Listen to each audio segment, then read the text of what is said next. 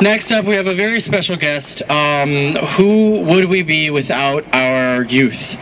The generation behind us that are going to try harder and hopefully achieve way more than what we can do here today and keep the fight going. I'm proud to introduce Scott Jaburek. He's a youth activist, an active member of the Illinois Safe School Alliance Youth Committee, and they successfully worked on adding gender identity and expression to the CPS non-discrimination policy. Absolutely. He attended Walter Payton College Prep High School, where he was president of the Queer Straight Alliance. He is a member of the About Face Youth Theater and most recently received Windy City Media's 30 Under 30 Award. Everyone, Scott Jaburek.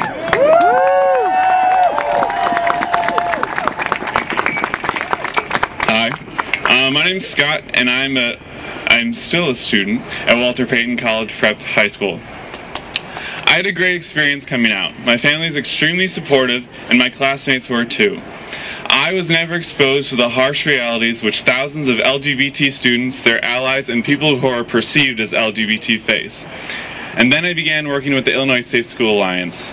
I began to hear the stories of many students who face physical harassment, discrimination, alienation, and verbal attacks simply because of their sexual orientation or gender identity. 9 out of 10 LGBT students experienced harassment at school in the past year, and 3/5 felt unsafe at school because of their sexual orientation. And 75% hear derogatory words like faggot and dyke frequently at their schools. How many of us can say that of where we work, of where we live, of our main place of socialization? I can't. It is easy to forget what no longer affects us, or what is out of reach. But we cannot forget our youth, our next generations of pioneers for LGBT equality. We cannot leave them behind. Adults get to choose where they live, who they associate with, or how they live. Youth don't. Youth must make do with homophobic or transphobic communities where they live. They must make do with family and peers who may not respect who they are. They're at the whim of their parents as to what they can do, who they associate with, and where they must live. We, the people with the privilege of choice, must choose to stand with them, to respect and value their voices, to stand up for them, to create positive role models for them. We are the future of your community, and we will need to keep fighting because the struggle for equality will not end with us. It will end when every trans student feels comfortable to be who they are in school. It will end when no more gay sons are ridiculed and rejected by their macho fathers.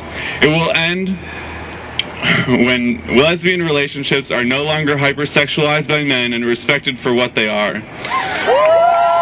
When bisexuality is no longer seen as a phase, and when the leaders of our movement realize that there are queer folk south of Madison Street, and when people of every background no longer need the Illinois Human Rights Act because they feel no discrimination.